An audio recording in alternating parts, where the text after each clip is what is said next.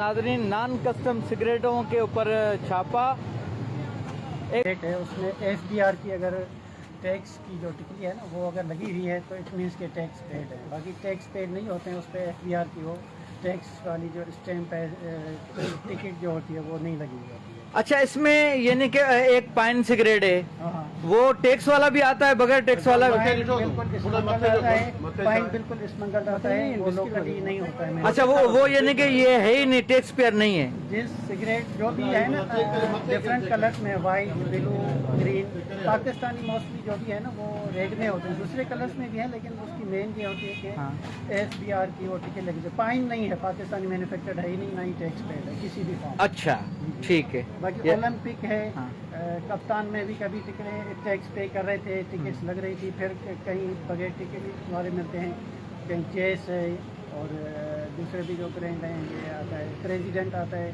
सही। ये सारे नॉन। अच्छा, आप टंडोलियार से, आपकी ड्यूटी टंडोलियार में है या कहीं दूसरे? Excise taxation office Tando Allahyar. ठीक है, अपना तारुफ करें सर।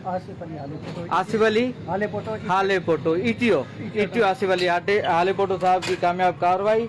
नॉन कस्टम सिगरेट जो हैं उनके ऊपर छापा। ये अदा केड़े मेमन की दुकान है, नालो छा है? तारिक मेमन की दुकान से ये सिगरेट जो बरामद हुए हैं